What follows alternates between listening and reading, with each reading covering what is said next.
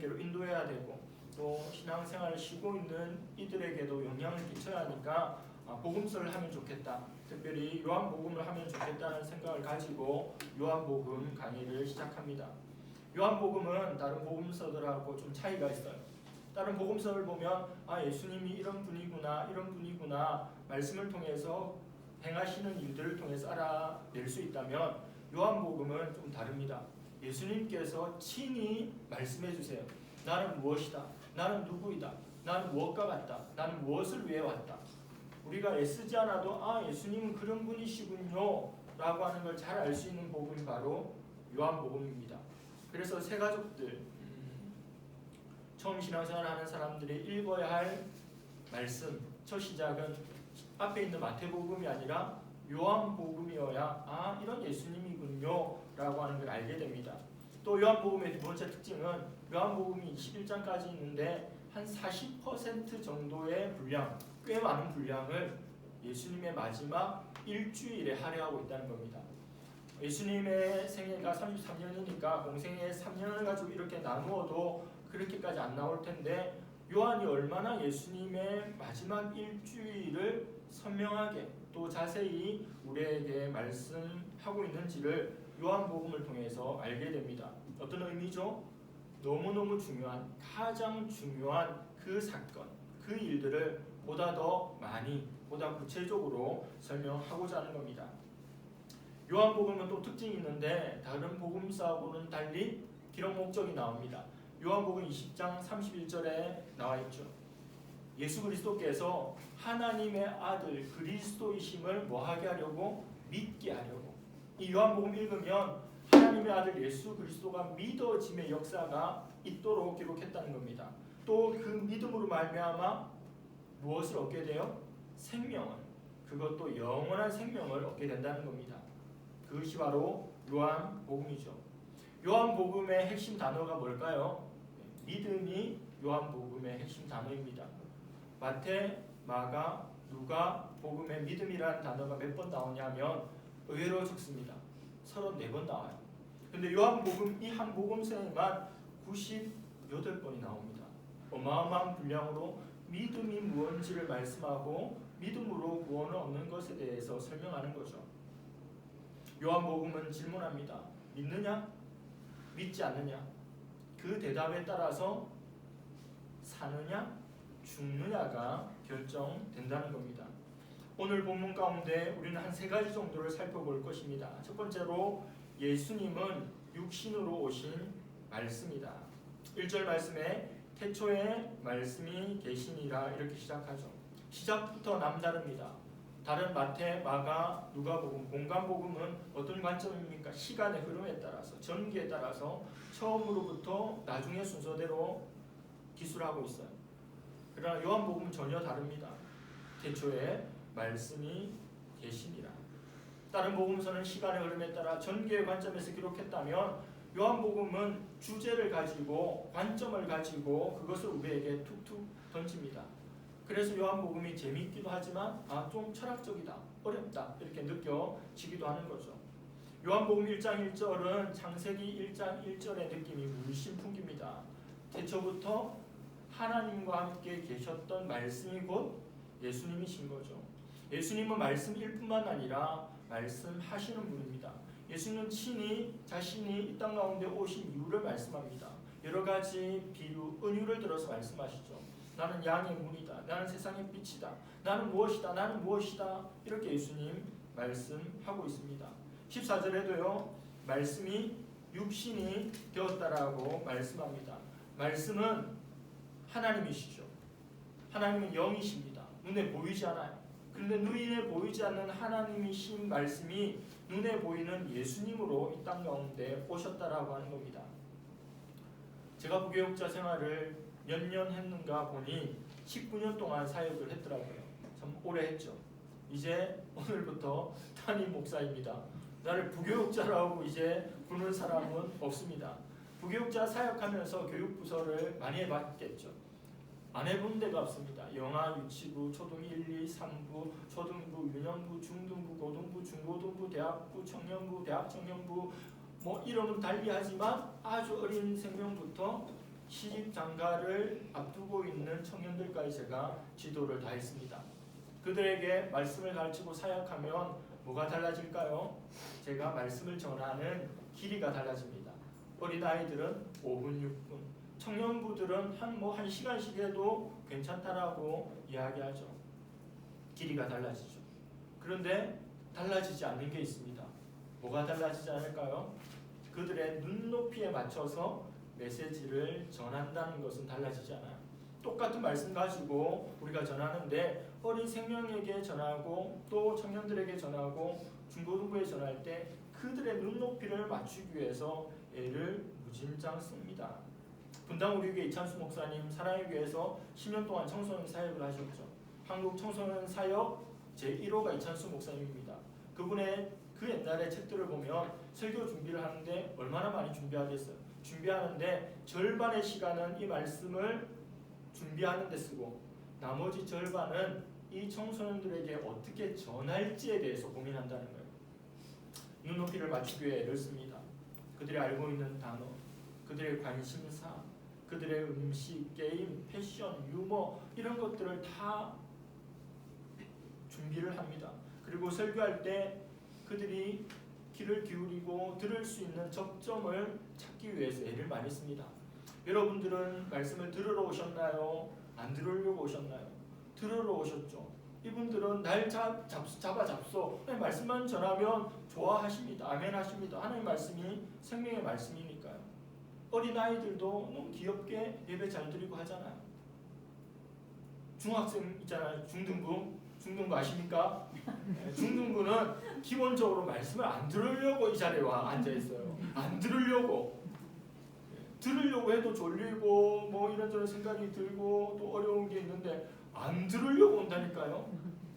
그 아이에게 들리게 하기 위해서 눈높이를 이렇게 맞춥니다. 40대인 제가 10대 눈높이 이렇게 맞추죠. 그리고 설교 중에 유머적인 요소를 막 넣습니다. 유머 엄청 준비했고 딱 했는데 분위기가 썰렁해요. 유머 스쳐 지나가는 유머가 아니라 딱 작정하고 유머를 했는데 분위기가 썰렁합니다. 끝나고 나면 너무 썰렁하고 유치하고 아재 개그였다고 이야기를 해요. 전 그렇게 썰렁한 사람은 아닌데 그들 눈높이에 맞추기 위해 애를 쓰다가 이런 수모를 당합니다. 또 어떤 때는 사역하다가 그냥 애드립으로 특별한 의미 없이 그냥 툭 던졌는데 빵 터지는 경우가 있어요. 도무지 알 수 없는 아이들입니다. 그러나 그걸 포기할 수 없죠. 이게 뭐라고요? 이게 성육신의 원리입니다. 하나님의 수준이 얼마나 높습니까? 우리하고 차원이 다른 존재인데 나랑 똑같은 인간이 되시고 오신 거예요. 우리 눈높이 맞추려고. 눈높이 사랑이죠. 찾아가는 서비스입니다. 하나님이 말씀이신 그분이 이 세상 모든 것 다 창조하셨죠. 창조하시고 뒷짐지고 지켜만 보시는 분이 아니라 운행해 가세요. 놀랍지 않습니까? 하나님의 행하신 일만 생각해도 정말 놀라워요.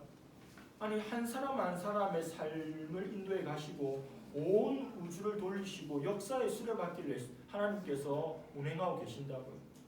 말씀으로 온 세상이 창조되었고 말씀으로 온 세상을 붙들고 말씀으로 온 세상 인류 역사를 주관해 가시는 분이 인간이 되셨다.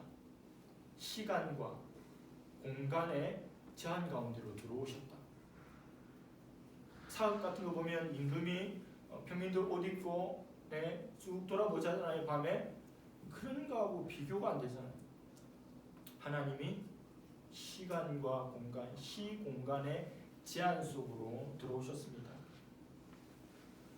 낮고 천한 이 세상으로 오셨습니다. 또 연약한 우리 인생들에게로 와주신 거죠. 이 당시에는 헬라 철학이 팽배해 있었습니다. 헬라 철학의 정신에는 영은 거룩한 것이고 육은 악하고 나쁜 것이다라고 하는 생각이 있었어요. 하나님이 영이시고 거룩한 분인데 나랑 똑같은 육신을 입고 이 세상에 오신다? 이렇게 더러운, 이렇게 악한 받아들일 수 없는 거죠. 그들이 가지고 있는 헬라 철학으로는, 그들이 가지고 있는 관점과 상식으로는 하나님이 사람이 되신다는 건 있을 수 없는 거예요.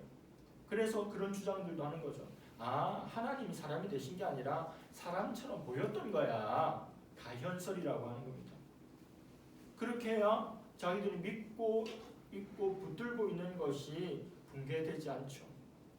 그런데 우리 예수님은 100% 하나님, 100% 사람으로 이 세상 가운데 오셨습니다. 이걸 하나라도 부인하면 믿음이 없거나 이단이 되는 거죠. 그렇게 하늘 영광을 다 버리고 이 세상 가운데 성육신하신 예수님, 그렇게 하신 이유가 무엇입니까? 저와 여러분들을 섬기기 위해서, 그것도 섬김의 끝판왕, 섬기고 그 사람을 대신해서 죽기 위해서 오셨다는 겁니다. 마가복음 10장 45절, 인자가 온 것은 섬김을 받으려 함이 아니라 도리어 섬기려 하고 자기 목숨을 많은 사람의 대속물로 주려 함이니라. 이 세상의 모든 사람들은, 거의 대부분의 사람들은 섬김 받기를 좋아합니다. 날 높여주기를, 대접받기를. 그게 사람의 본성이에요. 근데 하나님은 자기 땅에 자기 백성 가운데 오셨는데 섬기기 위해서, 그것도 그냥 잘 섬기고 한평생 살다가 죽으시는 게 아니라 섬김의 대속물로, 대신 죽는 존재로 오셨다라고 하는 겁니다. 우리를 살리시기 위해 자기 자신을 죽이신 예수 그리스도의 그 은혜를 기억하고 감사할 수 있기를 바랍니다. 두 번째는 예수님은 생명이십니다. 4절 말씀에 그 안에 생명이 있었으니 이렇게 말씀합니다. 이 세상 모든 것에 생명을 부여하는 것은 하나님입니다. 하나님께서 생명을 주셔야 이 세상에 존재할 수 있죠. 모든 생명의 근원이 하나님이기 때문에 그렇습니다. 또 하나님께서는 모든 사람들에게 육신적인 생명을 부여하셨습니다. 우리가 지금 살고 있죠. 또 이 오피스텔에, 또 이 지역에 수많은 사람들이 살고 있습니다. 그러나 그리스도께서 원하시는 것은 육체적인 생명으로 그치는 것이 아니라 영적인 생명을 갖고 영원히 사는 것을 원한다라고 하는 거죠. 헬라어에는 생명을 가리키는 단어가 2개 나옵니다. 육신적인 생명, 이것은 비오스, 그리고 영적인 영원한 생명은 조에라고 합니다. 우리 수예배 때 찬양팀 조에잖아요. 노정화 목사님 이름 지어주고 하셨는데, 예수님이 우리에게 원하시는 것이 지금 세상 사람들과 똑같은 비오스의 삶이 아니라 조에, 물론 비오스도 있고 비오스가 끝났을 때는 영원한 생명을 주기를 원하신다라고 하는 거죠. 오늘 운전하다가 혹시 보셨는지 모르겠지만, 운전하다 보면 가끔씩 앞차 뒷유리에 아이가 타고 있어요, 그런 스티커가 붙어 있는 걸 보게 됩니다. 저희 집 근처에도 어떤 맨날 대놓고 있는 차를 보면 초보인데다 아기까지 있어요 이렇게 하고 울고 있어요. 그런 차가 제 앞에 있으면 무조건 양보해 줄 것 같아요. 애교가 있잖아요. 귀한 내 새끼 타고 있다 뭐 이러면 괜히 미워요. 도대체 자기 새끼만 귀한가? 이런 생각 들죠. 베이비 인카, 차에 아기가 있다. 아기가 있겠죠. 근데 좀 더 특별한 차를 보신 적이 있습니까? 우리 아들은 혈액형이 RH 플러스 A형입니다. 혈액형까지 붙여놓은 차도 봤습니다. 보신 적 있어요? 이거 1000대 한 대, 10,000대 한 대 있어요. 이유는 뭐죠? 교통사고 났을 때 차가 찌그러져도 아이가 있는지 끝까지 살펴봐 달라는 겁니다. 작은 아이 구조해 달라는 거죠. 그리고 사고 나면 피도 흘리고 많이 다쳤을 테니까 병원 가서 바로 수혈을 할 수 있도록 이 아이의 혈액형을 알려주는 거죠. 큰 사고를 당하고 많은 피를 흘려도 초기에 구조하고 또 수혈하면, 다른 사람의 피를 주면 그 생명은 살아나게 됩니다. 어떤 생명이죠? 비오스의 생명입니다. 그 생명도 귀하죠. 소방관들, 구급대원들, 의사, 간호사들 비오스의 생명을 다루잖아요. 너무 신성하고 귀한 일이잖아요. 그러나 그렇게 살아난 생명 얼마나 더 살 수 있을까요? 또 교통사고 날 수 있죠. 한평생 살아봐야 몇 년 살겠습니까? 예수님께서 행하셨던 수많은 기적의 현장 가운데 있었던 사람 공통점이 뭔지 아세요? 지금은 없다는 겁니다. 오병이어를 얻어먹어도 죽어요. 38년 된 안전뱅이가 일어났어도 죽는다니까요. 그래서 예수님 뭐라고 하십니까? 생명의 떡인 나 자신을 먹으라라. 오병이어의 메시지는 뒤에 있는데 너무 길다 보니까 예수님 만나서 배불렀고 한 끼 식사 해결했네요 라고 끝나버리면 안 돼요. 뒤에 한참 뒤에 나와요. 육신의 생명을 위함이 아니라 영적 생명을 주시기를 원한다는 거죠. 그래서 우리 인생은 수혈받아야 됩니다. 예수님의 보혈을 수혈받아야 돼요. 이 세상의 피로 비오세의 생명은 연장될 수 있지만 예수님의 보혈을 수혈받아야 영원히 사는 것을 우리는 기억해야 합니다. 예수님께서 최후의 만찬 때 제자들에게 이렇게 말씀합니다. 내가 곧 길이요 진리요 생명이니 나로 말미암지 않고는 아버지께로 올 자가 없느니라. 예수님이 길입니다. 진리입니다. 그리고 예수님이 생명입니다. 12절 말씀에 영접하는 자, 곧 그 이름을 믿는 자들에게는 하나님의 자녀가 되는 권세를 주셨습니다. 오늘 제가 당황한 게 이거죠. 영접을 못했어요. 영접을.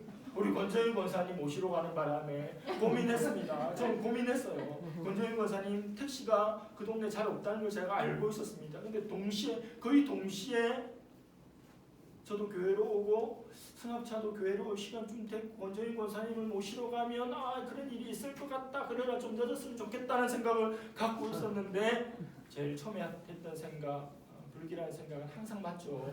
근데 전혀 예상치 못했어요. 문을 여는데 문이 안 열리고 이미 열려 있는 거 보고 한번 놀랐는데 문이 열리면 사람들이 있는 거 보고 잠깐 사이에 내가 꿈꾸나 이런 생각을 했어요. 생각지도 이렇게 많이 안에서 빠글거리고 있을지는 정말 몰랐다라고 하는 거죠. 영접이 뭡니까? 영접. 누군가 밖에 똑똑하면 어서 오십시오. 개척교회지만 테이블 놔두고 의자 2개 놔뒀어요. 주중에 지나가다가 누구라도 들어오시면 저하고 토크할 수 있다고. 어떤 분이 친구들 만나면 주변에 시간 어떠냐, 요즘 시간 괜찮아 하면 저는 괜찮다고 이야기합니다. 이렇게 시간적 여유가 많은 삶을 살아본 적이 없어요. 예전엔 정말 10분, 30분 단위로 정말 치열하게 교회가 바쁘고 정신 없으면 없을수록 더 치열하게 살면서 더 행복했었는데 지금 아침부터 저녁까지 어떤 의미에서 제가 꼭 해야 될 일이 아무것도 없어요. 제가 찾아 성경 읽고 기도하고 여러 가지 준비를 하는 거죠. 영접한다. 누구든지 영접할 수 있는 준비가 되어 있습니다. 예수님께서 똑똑하시면 네 들어오십시오. 제가 주님을 믿겠습니다. 받아들이겠습니다. 받아들이기만 하면 된다는 거예요. 세상의 사람들은 진리를 찾아서 신을 찾아서 구원을 찾아서 돌아다니면서 정답도 없는 곳에 두드리고 무릎 꿇고 절하지만 우리 예수님께서는 하늘 영광 버리고 이 땅 가운데 오신 것처럼 내 한 영혼 구원하려고 내 마음 문을 두드리신다는 거예요. 요한계시록에 나오는 것처럼. 그렇게 열고 영접하면 어떻게 되는 거죠? 하나님의 자녀가 된대요. 요즘 뉴스 볼 때마다 누가 그렇습니까? 이것저것 다 빼고 아버지가 국회의원이고 퇴직금 한 그 정도 받으면 좋겠다 이런 생각을 이것저것 다 떼고 요즘에는 그 사람이 1등인 것 같아요. 1등. 그냥 일하고 퇴직했는데 회사에서 많이 줬고 특별한 일 없으면 그냥 뭐 많이 받은 거잖아요. 이 세상의 권세자, 이 세상의 부자, 이 세상의 유명인, 이 세상 누구의 아들과 딸이 아니라 하나님의 자녀가 되는 권세를 얻는데요. 우리의 신분과 우리의 배경과 우리의 경험이 다 다르다 할지라도 하나님의 자녀가 됐다라고 하는 것은 똑같은 요소이지 않습니까? 생각만 해도 은혜가 되죠. 하나님의 자녀구나. 왕의 자녀구나. 온 세상을 가지고 계신 하나님의 자녀구나. 그걸 기억하고 제가 기도하면요. 기도의 스케일이나 하나님 앞에 구하는 게 좀 달라져요. 저는 너무 가난한 집에서 자랐기 때문에 부모에게 뭔가를 구해본 적이 사실 거의 없어요. 책 한 권 사주신 적이 없어요. 그리고 자라면서 어떤 사고나 이런 걸 좀 당하면 안 됐어요. 팔이 부러지거나 한 번도 그런 일이 없습니다. 아무도 날 책임져 주지 않으니 내가 알아서 눈치껏 잘 살고 다치지 않고 이렇게 하는 거예요. 축구를 좋아하는데 축구하면 남자들 많이 다치잖아요. 그 오랜 세월 축구했는데도 저는 거의 사소하게 다치는 거 외에는 다리가 부러졌다, 팔이 부러졌다 없습니다. 막 달려가다가도 내가 조금 늦겠다 싶으면 그냥 안 달려가요. 니 공해라, 니 거 해라. 내가 왜 다쳐가면서 축구를 해야겠습니까? 우리 부모의 자녀로서는 이번 생애는 망했다 이런 생각이 많이 들지만 영적으로 하나님의 자녀고 하나님의 그 독생자의 권세를 내가 가졌다 생각하면 기도가 달라집니다. 당당하게 구할 수 있게 되는 거죠. 여러분 자녀 사랑스럽죠? 자녀에게 못 해줄 게 뭐가 있겠습니까? 할 수 있는 한 다 해주고도 더 해주지 못해서 마음 아픈 것이 인간 부모의 마음이 아닙니까? 우리 하나님은요. 우리 하나님 우리에게 제일 좋은 구원을 주셨는데 구원 줬으니까 나머지 모든 건 이제 안 준다? 절대 그런 게 없습니다. 오히려 더 많은 좋은 것들로 우리에게 즐겨 주시는 분이 우리 하나님입니다. 로마서 8장 32절에 자기 아들을 아끼지 아니하시고 우리 모든 사람을 위하여 내주시니가 어찌 그 아들과 함께 모든 것을 우리에게 주시지 아니하겠느냐. 구원받았으니 그걸로 끝. 구원만 해도 대단하고 또 이렇게 살 수 있는 것만 하나님 허락해 주시니 대단하고 감사밖에 할 게 없죠. 물론 감사하십시오. 그러나 하나님께서 우리 한 영혼, 우리 한 가정만 그냥 행복하게 잘 먹고 잘 살기를 결코 원하지 않습니다. 그것 가지고 기도할 거면 감사 기도밖에 할 게 없죠. 그러나 하나님은 성경에 나오는 모든 사람을 부르실 때 그 한 사람만 놓고 부르신 적이 없어요. 아브라함을 부를 때도 제자를 부를 때도 항상 그 뒤에 있는 수많은 사람들, 수많은 영향력들을 다 고려하여 그 사람을 불러주신다라고 하는 겁니다. 하나님의 생명을 받은 자, 또 아낌없이 우리에게 모든 것을 주고자 하시는 하나님의 그 마음을 알기를 원합니다. 하나님의 자녀, 왕의 자녀로서의 권세를 늘 누릴 수 있기를 바랍니다. 마지막 세 번째, 여러분들이 제일 좋아하는 마지막 세 번째, 예수님은 어두움을 밝히는 빛입니다. 4절에 이 생명은 사람들의 빛이라. 9절에 참빛 곧 세상에 와서 각 사람에게 비추는 빛이 있었나니. 이곳에서 빛이 있죠. 빛의 속성이 뭡니까? 어두움을 몰아내는 겁니다. 여러분 칠흑 같은 어둠이 이길까요? 촛불 하나가 이길까요? 아무리 칠흑 같은 어둠이라 하더라도 그 어둠이 이 촛불을 끌 수 없습니다. 크기에 따라서 그만큼의 어두움은 물러나게 되어 있습니다. 아무리 작은 빛이라 하더라도 어둠이 그 빛을 삼키지 못해요. 빛도 이런데 우리 예수님은 오죽하겠습니까? 예수님의 빛이 비치면 어떤 일이 일어나겠습니까? 예수님께서 나에게 말씀으로 비추어 주시면 어떻게 되겠습니까? 나 자신이 드러납니다. 나 자신이 폭로가 돼요. 그리고 주님의 영광을 보게 됩니다. 빛이 나에게 비칠 때 나의 연약함과 나의 부족함과 나의 죄악이 드러나죠.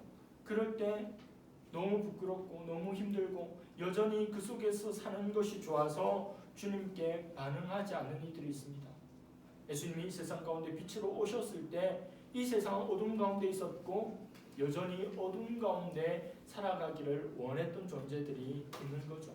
똑같은 예수님의 빛이 비추어도 나 자신의 연약함을 보고 주님의 앞으로 나와서 은혜를 받는 이들이 있는 반면에 그 빛이 싫다며 어둠 가운데로 더 어둠 가운데로 들어가는 이들이 있는 것입니다. 제가 대학교 4학년 때 실크로드 지역의 한 국가인 카자흐스탄에서 있었던 선교대회에 참석한 적이 있습니다. 카자흐스탄 알마티라는 지역에 대학교 4학년이었던 제가 선교에 참여를 하였어요. 한국에서만 3,000명이 갔습니다. 그 중앙아시아, 그 이슬람 국가에. 그리고 전 세계의 많은 교회들과 기독교 단체들과 사람들이 그곳에 왔습니다. 수천 명의 저녁 집회 마치고 기숙사에 늦은 시간에 돌아왔어요. 한 9시, 10시쯤 된 것 같습니다. 불을 켜고 저는 깜짝 놀랐어요. 이런 경험 처음이었습니다. 들어오면서 입구에 불을 딱 켰더니 기숙사 방 중앙에 바퀴벌레가 수백 마리가 모여있다가 쫙 어느 구멍으로 사라진지 모를 정도로 싹 사라지는 것을 제가 봤습니다. 바퀴벌레 좋아하시는 분, 바퀴벌레 뱀보다 더 싫은 것 같아요. 바퀴벌레 너무 싫습니다. 저 바퀴벌레 너무 싫어요. 그래서 바퀴벌레 없는 집에 사는 것이 언제나 꿈입니다. 바퀴벌레 어렸을 때 막 나오고 이러면 너무너무 힘들고 에프킬 나와가지고 막 얘가 그냥 죽어가지고 꼼짝도 못할 정도로 흥근할 정도로 이렇게 하고 지금은 우리 집에 바퀴벌레가 없지만 집에 바퀴벌레가 나왔던 몇 년 전을 생각해보면 온 가족이 난리가 납니다. 바퀴벌레가 나왔기 때문에. 바퀴벌레에게 감사하는 것은 불을 켰는데 도망가 줬다는 겁니다. 그 아이들이 그냥 계속 그곳에 있었으면 저 어떻게 그곳에 들어갈 수 있겠습니까? 바퀴벌레에게 감사한 마음이 들었습니다. 불을 켜니 그냥 도망가 주니 감사하다. 제가 불을 끄고 또 자면 어떤 일이 일어나겠습니까? 또 스물스물 나오겠죠? 어떻게 했을까요? 불을 켜고 잤습니다. 그리고 쇠로 된 침대였는데 이렇게 옮겨서 어딘가를 통해서 오지 못하도록 불을 켜고 잤는데 그래도 밤에 잠을 잘 이루지 못했던 거죠. 살충제 광고 보면 불 켜면 쫙 흩어지는 거 과장이야 뭐 저런 게 다 있어 연출이지. 아닙니다. 바퀴벌레들이 모여있어요. 모이기를 즐겨합니다. 빛을 비추면 사라지는 것이 바퀴벌레의 특징입니다. 제가 설교를 준비하면서 어떤 목사님의 책을 읽었는데 조금 더 강해서 여러분들에게 전할까 하다가 또 선명하게 전하기 위해 소개합니다. 어떤 목사님의 교회 성도, 그 성도의 부친의 묘를 이장해야 된대요. 그래서 목사님이 예배를 드리기 위해 갔죠. 오늘 저는 비 오는 날은 아니지만 그래도 먹구름이 가득한 날이었습니다. 인부들이 많이 동원됐겠죠. 인부들이 본분을 없애고 무덤에서 관을 꺼냈습니다. 그리고 이전해야 되는 관뚜껑을 열어봤더니 여러분 생각하는 그 장면, 벌레떼가 그 시신을 완전히 장악하고 있는 거죠. 악취가 진동하고 인부들이 돈 받는 일이라 동원돼서 하지만 아무리 쫓아도 시체에서 떨어지지 않는 거예요. 인부가 이야기합니다. 여기서부터는 이제 아드님이 하시는 겁니다. 아들이 돈만 주면 다 될 줄 알았는데 돈으로 안 되는 일이 있어. 그때부터는 아들이 자기 아버지의 시신에 붙어있는 벌레를 막 쫓는데 떨어지지 않는 거예요. 목사님이 목사님도 먹고 살기 힘들죠. 혼자 이렇게 수고하고 있는 거 보니까 안 되겠다 싶어서 막 토할 것 같은데도 팔을 걷어붙이고 딱 하려고 하는 순간 하나님 목사 편이었어요. 구름 사이로 빛이 쫙 비치는데 그 시신에 비치자마자 더 깊은 어둠 속으로 벌레들이 일제히 다 사라져버리는 거예요. 기가 막힌 장면이죠. 여러분, 우리 마음에도 그와 같은 벌레가 있는 거 아십니까? 죄악의 벌레가 있습니다. 탐욕의 벌레가 있어요. 우리의 능력으로, 우리의 노력으로 한두 마리 쫓을 수도 있을 겁니다. 그러나 그 많은 우리 속에 있는 벌레들을 박멸할 수는 없어요. 완전히 내쫓을 수는 없습니다. 방법은 하나밖에 없죠. 예수 그리스도, 그분의 빛을 날마다 쪼이는 거죠. 우리가 항암 치료할 때 방사선을 쪼이듯이 예수님의 빛이 내 영혼에 비치지 않는 한 우리 영혼의 벌레는 결코 사라지지 않습니다. 예수님 우리에게 원하시는 것, 빛 대신 예수님을 받는 겁니다. 충만하게 그 빛을 쪼이는 거죠. 그것으로 끝? 전혀요. 그분에게서 나오는 빛을 온 세상 가운데로 반사해야 합니다. 나로 끝이 아니라 내가 그 빛이 되어서 이 세상 가운데 예수 그리스도를 드러내야 한다는 거죠. 산상수훈에 나오는 것처럼 너희는 세상의 빛이 되어라, 소금이 되어라가 아니라 너희는 세상의 빛이다, 너희는 세상의 소금이다. 우리는 빛이에요. 왜? 이미 예수 그리스도의 빛이 우리에게 비춰졌기 때문에. 하나님 만나고 십계명 받고 내려온 모세에게서 광채가 났던 것처럼 우리에게는 예수 그리스도의 광채가 나야 합니다. 여러분 보기에 저한테는 광채가 납니까? 거짓말, 전소영 주장이 거짓말. 제가 앰플을 썼습니다. 앰플. 오늘 광채 나게 하려고. 앰플로 만들어내는 광채. 화장품으로 만드는 광채가 아니라 그냥 누가 만나도 광채가 나는 것 같아. 예수님 믿으면 다 그렇게 돼? 라고 하는 이야기를 들을 수 있는 그런 저와 여러분들 될 수 있기를 간절히 바랍니다.